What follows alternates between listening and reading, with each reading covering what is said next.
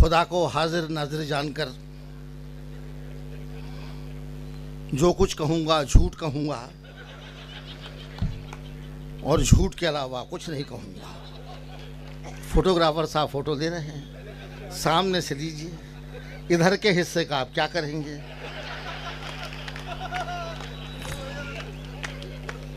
ठीक है, ठीक है, शुक्रिया। मैंने इसलिए कहा कि मेरा ज़िंदगी में एक भी फ़ोटो नहीं है। मैं एक ऐसे फोटोग्राफर को जानता हूं जो हमेशा शादी ब्याह के फ़ोटो खींचता था। मैं एक ऐसे फोटोग्राफर को जानता हूं जो हमेशा शादी ब्याह के फ़ोटो खींचता था। एक बार उसकी ड्यूटी शमशान में लगी, मुर्दे का अंतिम फ़ोटो खींचना था, उसका अभ्यास नहीं था। तो उसने जैसे ही अपना कैमरा मुर्दे के चेहरे पे फोकस किया, आदतन उसके मुंह से निकल गया, स्माइल प्लीज।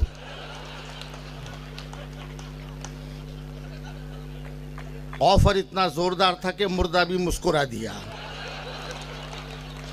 अंजाम ये हुआ कि मुर्दा लगातार मुस्कुरा रहा था और जो नहीं थे वो हुए जा रहे थे। बहुत अच्छी महफिल है और पहली बार मौका मिला है न्यायपालिका के लोगों के बीच में आने का। मैं बहुत छोटी कविताएं सुनाऊंगा गौरव जी, मैं लंबी कविताएं अब नहीं सुनाता।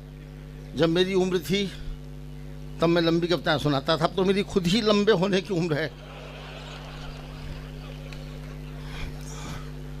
इसलिए मैं लंबी कविता नहीं सुनाऊंगा। और लंबी कविता सुनाने से एक्सीडेंट भी हो सकता है। मुझे याद है कवि ने बहुत लंबी कविता सुना दी, सामने बैठा कि वीआईपी चल बसा। लंबी कविता सुन के वो लंबा ही हो गया। जज साहब भी सुन रहे थे। जज साहब ने उसको कहा कि तुम्हारी कविता से एक आदमी की हत्या हुई है, तुमको फांसी होने वाली है, मैं ही देने वाला हूँ, कोई अंतिम इच्छा हो तो बताओ। कवि बोला साहब वही कविता मैं आपको सुनाना चाहता हूँ।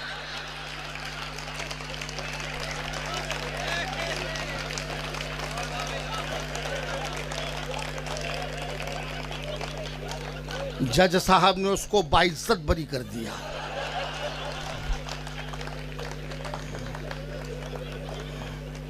मैं ऐसा कभी नहीं करता। और ये हमारी बहन और हम ने ठीक कहा और अशोक जी ने भी ठीक कहा कि हमारे मंचों पर इन दोनों एक छोटा सा कुटेव आया है कि बहुत तालियों तालियों तालियों के लिए बार बार कहते हैं। ऐसा होने लगा है। बहन ने भी काफ़ी तालियां बजवाई। मैं उनसे पूछना चाहता हूँ आपने इतनी तालियां क्यों बजवाई? ये लोग क्या ताली बजाने वाले?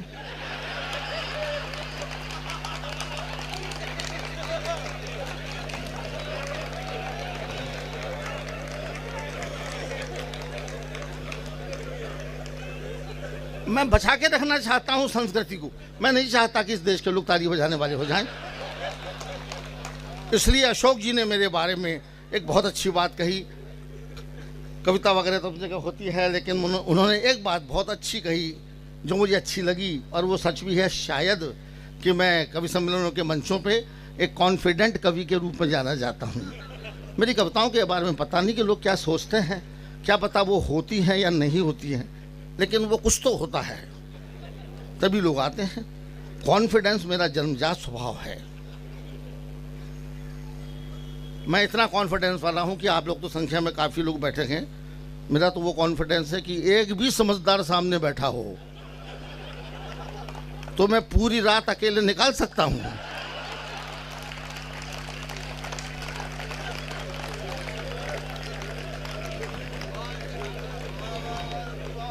अभी बरेली में प्रोग्राम था, वसीम साहब थे, पूछिएगा।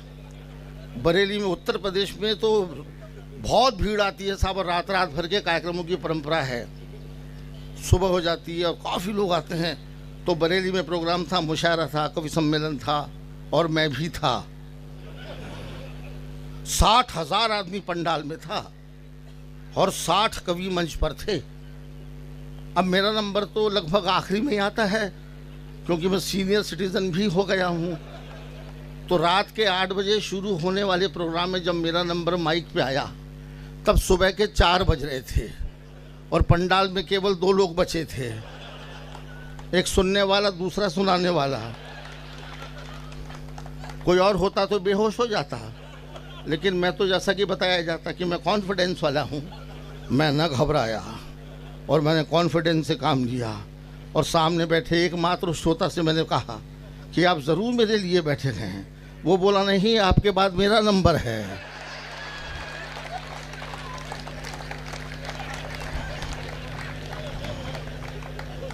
साहब उस दिन मेरा भ्रम टूट गया। मैंने तब तक डिक्शनरी में एक ही शब्द पढ़ा था, कॉन्फिडेंस। मुझे उस दिन मालूम पड़ा कि एक दूसरा भी होता है, ओवर कॉन्फिडेंस। तो आप लोग ओवर कॉन्फिडेंस और मैं कॉन्फिडेंस। बहुत थोड़ा आपको सुनाऊंगा क्योंकि अभी आपके लिए 3 लोग और बहुत ज़्यादा महत्वपूर्ण हैं। वसीम साहब, राहत इंदौरी साहब, ये दोनों मेरे महबूब शायर हैं, पूरे हिंदुस्तान के महबूब शायर हैं। और अशोक चक्रधर तो खैर है ही। फिर आप लोग तालियां बजाने लग गए। कैरेक्टर खराब है, आदत जाती नहीं है साहब, आदत जाती नहीं है। वो एक डॉक्टर साहब की मंगनी हुई, एक डॉक्टर साहब की मंगनी हुई तो उन्होंने अपनी मंगेतर को अंगूठी पहनाने के लिए जैसे ही उसका हाथ पकड़ा, उनका पहला सवाल था कि अब बुखार कैसा है, सुबह नाश्ते में क्या खाया था। तो तालियों, और ये फोटोग्राफर साहब से भी कह दीजिए कि रहने दीजिए। आइए, मेरा स्वास्थ्य बहुत ज़्यादा अलाउ नहीं करेगा कि मैं आपको ज़्यादा सुनाऊं, और मैं ये चाहूँगा कि आप लोग अगले साल भी आ सकें सुनने के लिए।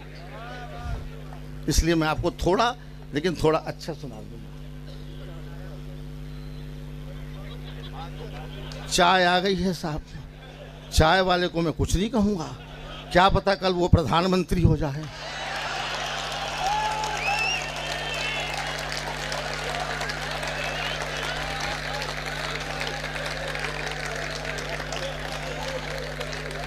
कुछ नहीं कहा जा सकता।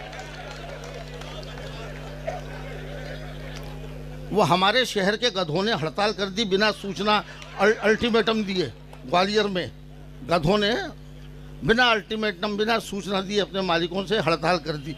तो मालिकों ने पूछा उनसे कि काम पे क्यों नहीं जा रहे हो, तो गधे बोले कि नहीं जाएंगे, अब हम राजनीति में आ गए हैं।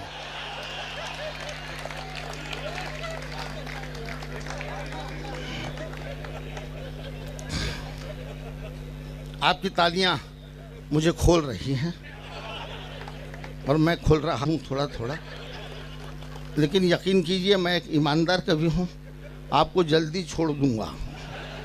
लेकिन थोड़ा सुन लीजिए, इन दिनों मैं छोटा छोटा, मैं माइक्रो कविताएं इन दिनों लिख रहा हूँ, छोटी छोटी कविताएं, ताकि लोगों की जल्दी समझ में आ जाए। कुछ नमूने देखिए, समझदार लोग सामने बैठे हैं, इशारा काफ़ी है।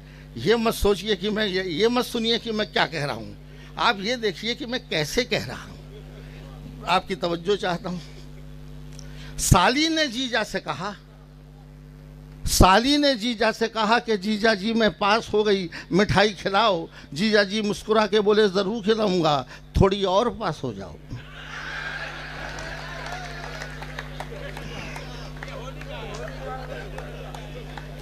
बात है साहब, बस मैंने आपसे कहा कि मुझे पता नहीं कि मैंने कविताएं लिखी कि नहीं लिखी, पर कुछ ऐसा ज़रूर लिखा है जो आपको पसंद आ सकता है। और आप उसे हल्का नहीं कह सकते, आप उसे हल्का फुल्का ज़रूर कह सकते हैं। साली ने जीजा से कहा कि जीजा जी मैं पास हो गई, मिठाई खिलाओ। जीजा जी मुस्कुरा के बोले ज़रूर खिलाऊंगा, थोड़ी और पास हो जाओ। आप लोग बहुत ज़हीन और दिमाग से महीन लोग हैं, इसीलिए मैं महीन बात ही कह रहा हूँ, और मुझे उम्मीद है कि बात आपको समझ में आ रही है, दिख भी रहा है। तो मैं कोशिश कर रहा हूं कि थोड़ा सा आपको और महीन पीसूं मैं। एक किताब में एक सुंदर औरत की तारीफ पढ़ रहा था, एक किताब में एक सुंदर औरत की तारीफ पढ़ रहा था। क्या सुंदरता थी, 10 मिनट तक मैं ही हंसता रहा। सुंदरता भी हंसा सकती है अगर वो हिंदुस्तान की हो। मजा लीजिए, किताब में लिखा हुआ था कि उस सुंदर औरत की दाईं आंख इतनी सुंदर थी कि बाईं आंख लगातार दाईं को देखती रहती थी।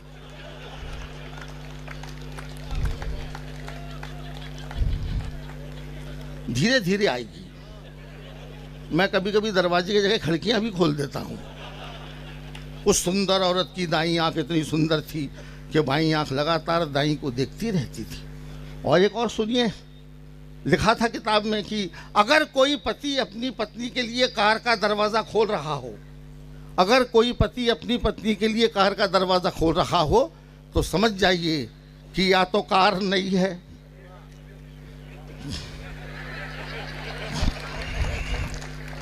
आगे आप समझदार हैं। अगर कोई पति अपनी पत्नी के लिए कार का दरवाज़ा खोल रहा हो तो समझ जाइए कि या तो कार नहीं है या फिर पत्नी नहीं है। बात भी सही है, अपनी पत्नी के लिए कार का दरवाज़ा कौन खोलता है? और असल बात तो यह है कि अपनी पत्नी के साथ कार में जाता ही कौन है?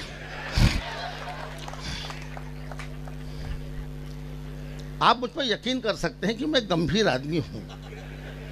हंसाना दूसरी बात है। भैया खाने को तो बिल्कुल मत लाओ, मैं ब्राह्मण का बेटा हूं, दूसरों को खाते पीते नहीं देख सकता। और खबरदार किसी ने हाथ लगाया तो जैसा रखा है वैसा रखे रहने दो। ये क्या बात? अब मुश्किल क्या है कि मेरे सामने रखा है, अब मैं पढ़ूं कि देखूं, तुमको देखूं कि तुमसे बात करूं। यार रहने दीजिए प्लीज भाई साहब नहीं मानने का। अभी कुछ दिनों बाद मेरा श्राद्ध है, तभी ले आना। रुक जाइए, रुक दीजिए। हालांकि वो अपनी ड्यूटी पर है बेचारा। मैं बता, अब थोड़ी देर बाद आप लोग खाइएगा, मैं और मेरी तरफ ही ध्यान रखिएगा। नहीं मुश्किल पैदा कर दी है। आपसे अच्छे पीछे वाले उनके लिए कोई वातावरण ही नहीं है। इम्तिहान तो आपका है और मेरा तो खैर है ही। मैं आपको अपनी गंभीरता के सर्टिफिकेट दे रहा था। यकीन कीजिए मैं आप लोगों की तरह से गंभीर आदमी हूं, लेकिन जोकर का मुखौटा लगाते लगाते औकात खत्म हो चुकी है। कोई नहीं मानता कि मैं गंभीर हूं या मुझे जैसे लोग गंभीर हो सकते हैं। अभी वर्ल्ड डॉक्टर्स डे पर, जो वर्ल्ड डॉक्टर डे आया था, तो ग्वालियर में डॉक्टरों ने मुझे बुलाया। मेरे दोस्त ने बोले चौबे जी आज वर्ल्ड डॉक्टर डे है, हमने पब्लिक को बुलाया है, हमारी इमेज बड़ी ख़राब होती जाती है, आप अपने भाषणों से लोगों को बताएं कि हम इनके कितने शुभचिंतक हैं, इनके लिए कितना काम करना चाहते हैं। तो मैंने भाषण दिया, लोगों ने खूब ताली बजाई साहब। मैंने लोगों से कहा कि भाइयों और बहनों, डॉक्टर धरती पे भगवान का अवतार है, ईश्वर का प्रतिनिधि है, इसलिए कभी डॉक्टर के पास जाना पड़े तो ये सोच के जाना कि भगवान के पास जा रहे हैं। जरा पानी देखिए, मैंने अच्छी बात कही थी जी साहब। ये तो आपने गलत किया, गिलास दे दिया। नहीं, अब मैं कहीं और पहुंच गया। ऐसा लगता कि बार में नहीं, बार में जाना है।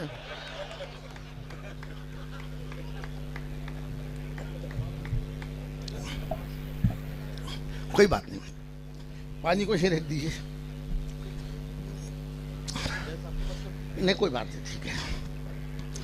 तो मैंने कहा था कि भाइयों और बहनों, डॉक्टर धरती पे भगवान का अवतार है, ईश्वर का प्रतिनिधि है, इसलिए कभी डॉक्टर के पास जाना पड़े तो ये सोच के जाना कि भगवान के पास जा रहे हैं। लोगों ने बहुत तालियां बजाई, जैसे आप लोगों ने बजाई तो वहाँ लोगों ने भी बजाई, मगर डॉक्टरों ने अकेले में मुझको बजाया।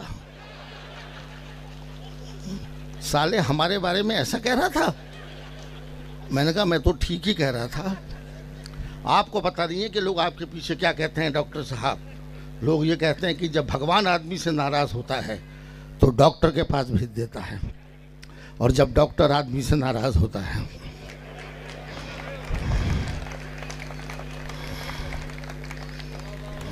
ये तो मैं अपने अनुभव, अपनी अनुभूतियाँ आपको बता रहा हूँ। अभी जब मेरे पैर का ऑपरेशन हुआ, हालांकि माइनर ही ऑपरेशन था, लेकिन साहब माइनर और मेजर क्या, ऑपरेशन तो ऑपरेशन है। अच्छे अच्छों की हवा निकलती है, शब्द ही खतरनाक है। मैं भी घबराया हुआ था, अस्पताल भेजा गया। ओटी में स्ट्रेचर पे पड़ा था, डॉक्टर मेरे सिरहाने खड़ा था। डॉक्टर मेरी घबराहट को भांप गया और मुस्कुराकर बोला डर लग रहा है।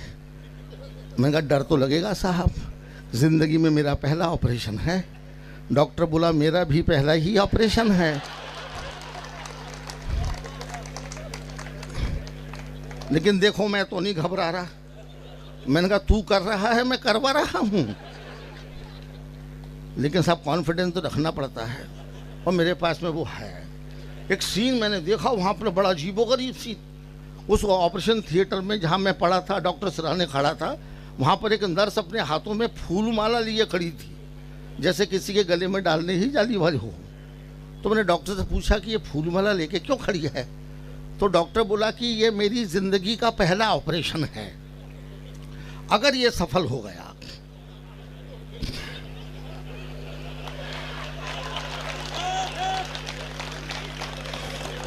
अगर ये सफल हो गया तो मेरे गले में पड़ेगा, वरना आपके ऊपर डलेगा।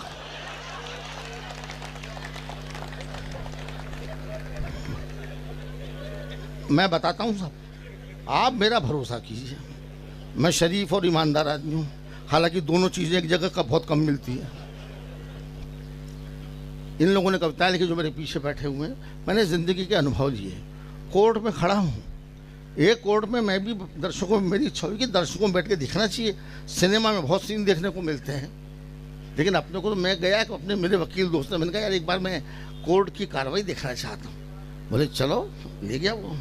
उस दिन एडिशनल जज वहाँ पर कोर्ट में थे, उनके ऑफिस, उनके कोर्ट में मुकदमा था एडिशनल जज साहब के। तो मुकदमा शुरू हुआ। सुनने लायक बात है, एक किसान के बैल चोरी हो गए थे, उसका मुकदमा चल रहा था, चोरी की रिपोर्ट। तो एडिशनल जज साहब ने वो किसान से पूछा कि तुम्हारे बैल कब चोरी हुए, कैसे चोरी हुए? तो किसान बोला कि साहब मैं अपने बैलों को लेकर पशु मेले में बेचने जा रहा था, तो मैंने बीड़ी का बंडल लाने के लिए अपने बैलों को पेड़ से बांध दिया। लौट के देखा तो मेरे तीनों बैलों की जोड़ी गायब थी। तो जज साहब बोले 3 बैलों की जोड़ी? जोड़ी तो 2 बैलों की होती है, 3 बैलों की कैसे? तो किसान बोला कि तीसरा एडिशनल था।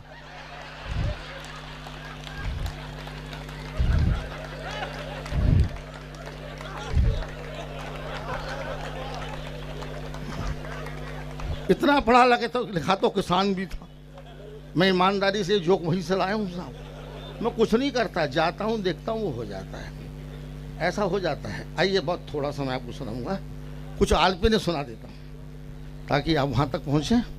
हालांकि मैं बहुत देर तक सुना सकता हूँ, लेकिन नहीं, मैं चाहता हूँ कि आप फिर अगले साल भी आ सकें, जैसा कि मैंने आपसे कहा। कुछ आलपिने हैं, सुना देता हूँ मैं आप। आलपिने मेरी और माइक्रो कविताएं हैं, छोटी छोटी हैं कि शेर शेरनी से नहीं। आपने मेरा वो देखा, एक हंसी का पहलू देखा, अब आप मेरा दूसरा पहलू देखिए। हर सिक्के के 2 पहलू होते हैं। एक पहलू आपने देखा कि मैं हंसा सकता हूँ, और दूसरा पहलू ये है कि मैं आपको सीरियस भी कर सकता हूँ और चुटकियाँ दे सकता हूँ। आइए मैं आपको आलपिने सुनाता हूँ। ये मेरा एक नया कारनामा है, एक नई किताब मेरी आ रही है जिसका शीर्षक है आलपिन, और हर पेज पर 2.5-2.5, 3-3 पंक्तियों की कविताएं हैं बस। कोई भी कविता 4 लाइन से ज़्यादा की नहीं है। अब उसमें कुछ इशारे हैं, सुन लीजिए दोस्तों। शेर शेरनी से नहीं डरता, जानवर और आदमी में क्या फ़र्क है? शेर शेरनी से नहीं डरता क्योंकि प्यार करता है, शादी नहीं करता। अब ये दूसरे मिजाज की सुन रहे हैं आप। शेर शेरनी से नहीं डरता क्योंकि प्यार करता है, शादी नहीं करता। आदमी औरत से डरता है क्योंकि प्यार नहीं, सिर्फ शादी करता है। हम लोग सिर्फ शादी करते हैं साहब, या तो विवाह करते हैं या आखिरी तक, जीवन तक निर्वाह करते हैं। प्रेम करने की सूझती ही नहीं। शायद ये प्रॉब्लम है। ऐसी कविताएं हैं। शेर शेरनी से नहीं डरता क्योंकि प्यार करता है, शादी नहीं करता। आदमी औरत से डरता है क्योंकि प्यार नहीं, सिर्फ शादी करता है। सरकारी दफ्तर का सीन सुना रहा हूं। अफसर लोग कैसी बात करते हैं। बड़े अफसर ने छोटे को डांटा, बड़े अफसर ने छोटे को डांटा, आप निकम्मे में हैं, एकदम गधे हैं। छोटा बोला ठीक कहते हैं सर, आप मुझसे बड़े हैं। पता नहीं क्या बोल रहा है और क्या सुन। बड़े अफसर ने छोटे को डांटा, आप निकम में हैं, एकदम गधे हैं। छोटा बोला ठीक कहते हैं सर, आप मुझसे बड़े हैं। कुंवारे के दरवाजे, तीसरी आलपिन, छोटी छोटी कविताएं आलपिने हैं। कुंवारे के दरवाजे पर लिखा था होम स्वीट होम। शादीशुदा के लिखा था ओम शांति ओम शांति ओम शांति ओम। चौथी आलपिन है, मैंने अपने मित्र शहाबुद्दीन से पूछा, मैंने अपने मित्र शहाबुद्दीन से पूछा यार बकरा ईद कब है? वो बोला जिस दिन आ जाओ। उसका मतलब था कि तारीख वारीख क्या होती है, जब आएगा तभी। मैं तो गया ही नहीं, क्या पता मुझसे ही मना लेता। मैंने अपने मित्र शहाबुद्दीन से पूछा यार बकरा ईद कब है? वो बोला जिस दिन आ जाओ। और सुनिए आपको मजा आएगा आलपिनों में, बीवी एक को जीने नहीं देती। हर एक की कहानी है ये, हर एक की ट्रेजेडी है, लेकिन मेरी कुछ और भी है। बीवी एक को जीने नहीं देती, ऊपर से करवा चौथ रखती है, मरने भी नहीं देती। बीवी एक तो जीने नहीं देती, ऊपर से करवा चौथ रखती है, मरने भी नहीं देती। और एक छोटी सी सुनिए सूरी साहब, कि चूहा कहीं भी, एक बात है भाई, चूहा कहीं भी और अफसर कहीं का भी बिल बना सकता है।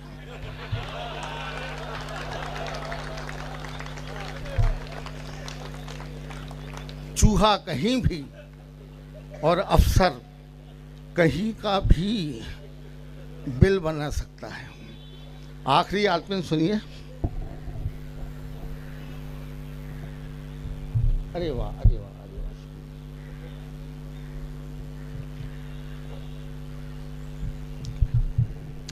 वाह। आखिरी आलपिन भी सुन लीजिए। औरतों की चूड़ियों पर है ये। औरतों की चूड़ी सुहाग का प्रतीक मानी जाती है। और सब लोग गौर से सुने कि कवि को कविता कहाँ से मिलती। कई बार समाज में सवाल उठता है कि कवि कविता लाता कहाँ से?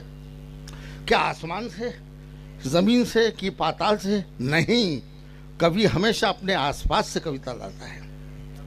ये बिल्कुल आसपास से मिली हुई कविता, छोटी सी है, आपको इसमें मजा आएगा। सुहाग की चूड़ी,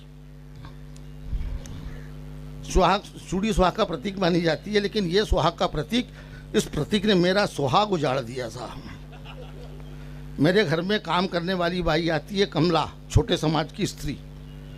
छोटे समाज की स्त्रियां अपने ये श्रृंगार बिंदी और सिंदूर इंदूर को लेकर बड़ी सेंसिटिव होती है। तो वो कमला बाई अपने हाथ में कांच की 20 चूड़ियां पहनकर आती है। दिन भर वो चूड़ियां खन खनाती रहती हैं और मेरी खोपड़ी में दंदन आती रहती है। तो मैंने अपनी बीवी से कहा कि उससे कहना कि 2 ही चूड़ी पहन के आया करे, क्या फ़र्क पड़ जाएगा। तो बीवी ने मुझको डांटा, बोले उसका सुहाग उछलवाओगे। तब ये बात मेरे हाथ लगी है। आपको नजर कर रहा हूं कि सुहाग के लिए सिर्फ एक चूड़ी काफ़ी है। सुहाग के लिए सिर्फ एक चूड़ी काफ़ी है, फिर इतनी सारी चूड़ियां। आखिर औरतें कितना सुहाग चाहती हैं?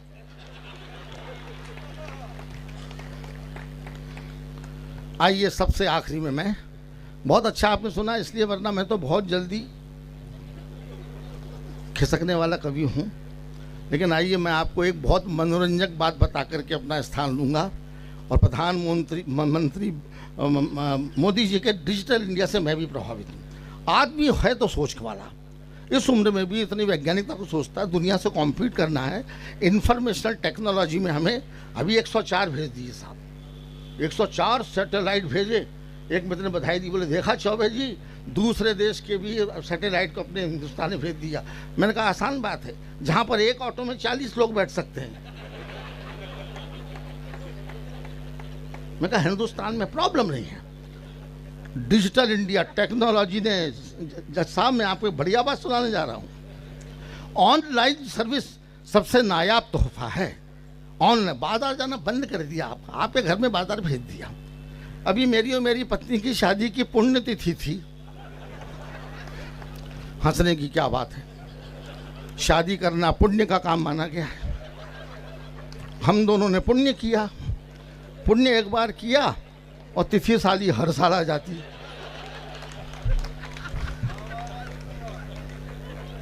तो मनानी ही पड़ती है। आ गई पुण्यतिथि सालगिरह। तो मैंने अपनी बीवी से कहा कि आज हमारी शादी की सालगिरह है, मैं बाजार जाता हूँ, 1 किलो बूंदी के लड्डू ले आता हूँ। तो बीवी बोली कोई ज़रूरत नहीं है, मेरी डायरी में नंबर लिखा है, ऑनलाइन सर्विस अवेलेबल, आप नंबर घुमाइए, लड्डू खा जाएंगे। मैंने नंबर घुमाया, ऑनलाइन वाले ने अपनी सर्विस शुरू कर दी। मिठाइयों की दुकान में आपका स्वागत है, मिठाई के लिए 1 दबाइए, रेवड़ी गजक के लिए 2 दबाइए, नमकीन के लिए 3 दबाइए। मुझको मिठाई चाहिए थी, मैंने मिठाई दबा दिया। गुलाब जामुन के लिए 1 दबाइए, बूंदी के लड्डू के लिए 2 दबाइए, रबड़ी के लिए 3 दबाइए। मुझको तो लड्डू लेने थे, मैंने 1 दबा दिया। बूंदी के लड्डू के लिए 1 दबाइए। उसने अपनी कहानी शुरू कर दी, मैं फंसा बैठा हूं। बूंदी के लड्डू के लिए 1 दबाइए, खोए के लड्डू के लिए 2 दबाइए, और बेसन के लड्डू के लिए 3 दबाइए। अब मेरे को बूंदी के लड्डू लेने थे, तो मैंने बूंदी के लड्डू दबा दिया। 1 किलो लड्डू के लिए 1 दबाइए, 2 किलो के लिए 2 दबाइए, 3 किलो के लिए 4 दबाइए, 5 किलो के लिए 5 दबाइए, और 50 किलो के लिए 6 दबाइए। मेरी खोपड़ी बनने लग गई और घबराहट में मुझसे 50 किलो वाला दब गया। 6वां बटन 50 किलो वाला बटन दबाते मैं घबराया। मैंने कहा मर गया यार ये। मैं कहा अब तो 50 लेना पड़ेगा। तो फिर मैंने वही किया जो कोई भी वकील करता, यानी मैंने फोन काट दिया।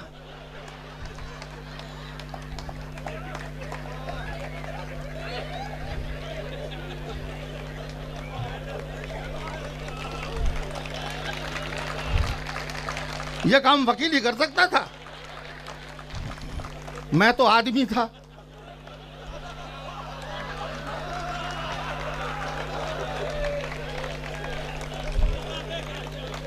मैंने फोन काट दिया साहब, लेकिन सामने वाला नहीं माना। फिर आ गया कॉल, आपके इस नंबर से हमें 50 किलो लड्डू का ऑर्डर मिला है, ज़रा अपना पता नोट कराइए, माल कहाँ भेजना है।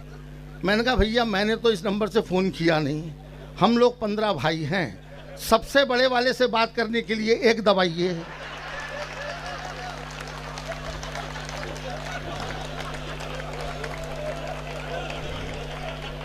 पता नहीं मित्रों उसने 15 नंबर तक दबाया कि नहीं दबाया। मैं तो चुपचाप घर से निकला और बगल की दुकान से 1 किलो बूंदी के लड्डू ले आया।